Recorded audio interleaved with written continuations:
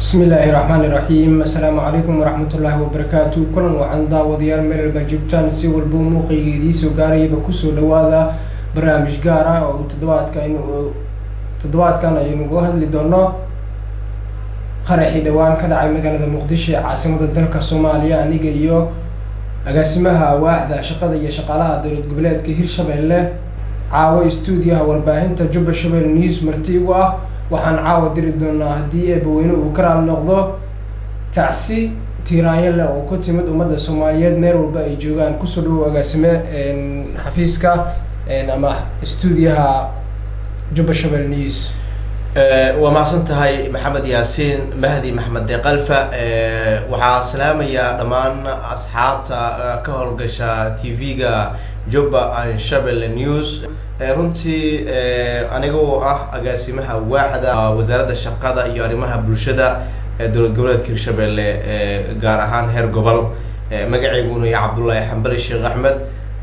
runtii waxaan horto aad iyo aad uga xumahay arintii murugada ahayd ka dhacday magaalada Muqdisho ee caasimadda Soomaaliya isla markaana ku waxyeeloobay dad masaakiin ah shacab aan waxba galabsanin waxaan leeyahay inna lillahi wa inna ilayhi raaji'uun kullu nafsin daa'iqatul maut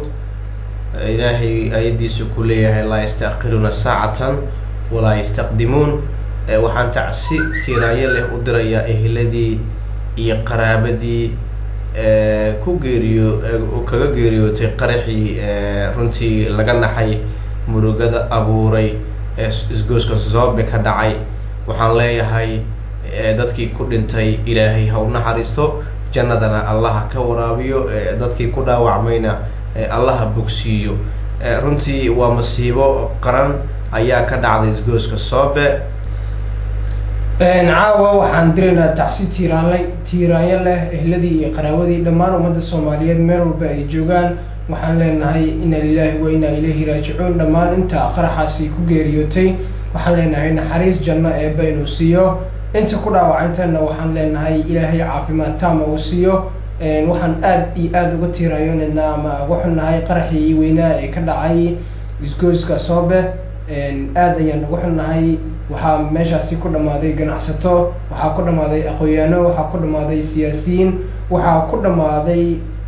arday jaamacada dhigato iskuul dhigato dad meeshaasi ku ganacsanayay waxaan aad uga xunnahay hooyo 4 caruur dhashay 4teeda caruur meel ku wada ganacsanayeen 4tooda hal habeen guri laga wada bixiyay aad uga xunnahay waxaan kaloo aad uga xunnahay hooyo meesha shaah ku karinaysay labadeeda gabdhood hal mar meesha laga qaado dhammaan waxaan aad iyo aad uga xunnahay wiil 2 jir ah hooyadiis meesha ku geeriyootay asagana waxba aan gaarin ilaa ay hadda aan aqoonsan laayahay dhammaan waan u tacsiinaynaa ummadda Soomaaliyeed meel walba ay joogaan